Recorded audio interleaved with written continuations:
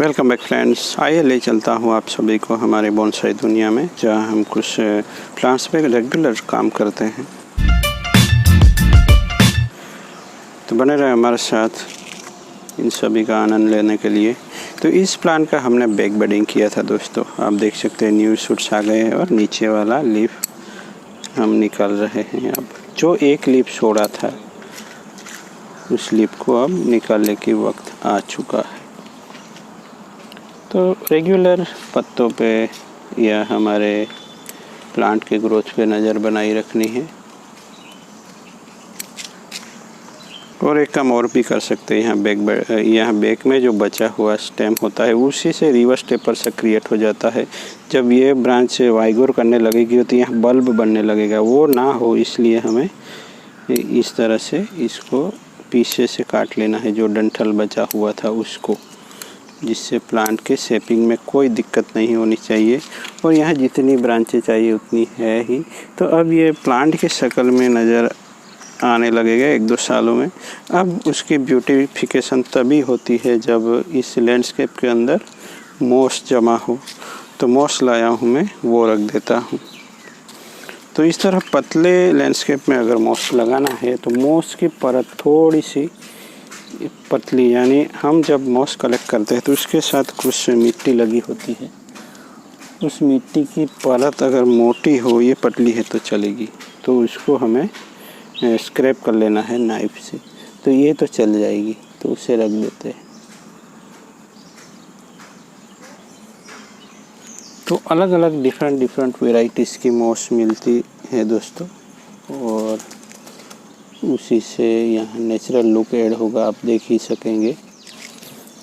तो कुछ ज़्यादा ध्यान रखने वाली बात नहीं है। अगर ये मोटा बल्ब है तो उसकी जो मिट्टी है उसको हमें निकाल लेना है, और कैसे हार्वेस्टिंग करना है उसका वीडियोस भी है, तो आप चैनल पे देख सकते हैं, मैं लिंक दे दूँगा।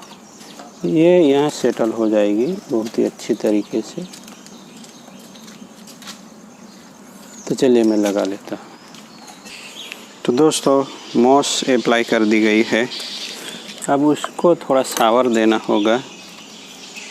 यहाँ ब्रश से ज़्यादा नहीं होगा, क्योंकि 2 दिन ये ऐसे ही पड़ी रही मॉस और पानी भर गया था, और ये कुछ मॉस के साथ ग्रो होने वाले प्लांट है। और यहाँ एक कार्मोना का कटिंग लगा दिया था 1-2, तो यहाँ तो फ्लावरिंग भी होने वाली है, हो सकता है फ्रूटिंग भी हो। तो उसको मैं शावर दे देता हूँ, जिससे ये थोड़े क्लीन हो जाए और रिफ्रेश लगे। तो यहाँ मैं बोनसाई फिगर रखना पसंद नहीं करता हूँ दोस्तों, क्योंकि वो जो फिगर होती है वो एक हमारे कंपोजिशन को स्केल देती है। अगर हमने यहाँ कोई टेम्पल रख दिया या कोई मैन फिगर रख दी या कोई एनिमल फिगर रख दी, तो वो डिफाइन करेगी हमारे ये पूरे कंपोजिशन का स्केल। तो यहाँ देखिए, अगर मेन फिगर इस पत्ते से छोटी होगी तो ये नेचुरल नहीं लगेगा। तो अगर ये इस तरह लैंडस्केप है, इसीलिए मैं कहता हूँ आपको कार्मोना की तरह प्लांट रखने चाहिए।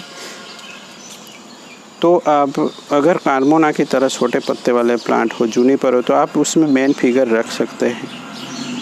अगर आपने यहाँ कोई बड़ी चीज़ रख दी, यानी गाय की फिगर रख दी, और लीफ के पत्ते उस काऊ से भी बड़े हैं, तो ये कंपोजिशन फेल हो सकता है। इसलिए मैं ये करता हूँ कि कोई मेन फिगर या कोई फिगर नहीं रखना चाहता।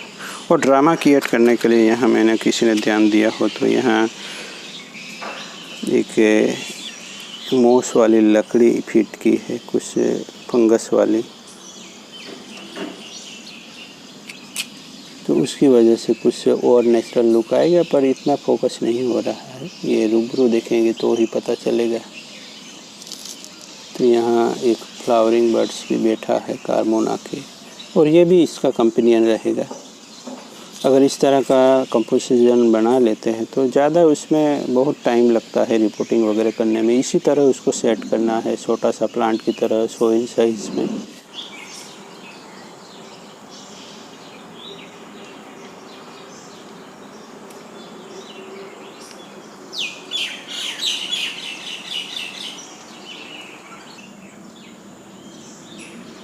तो तो चलिए दोस्तों, मिलते हैं एक नए टॉपिक के साथ। तब तक के लिए नमस्कार और बने रहे हमारे साथ, हमारी दुनिया के साथ जुड़ने के लिए। Thank you for watching.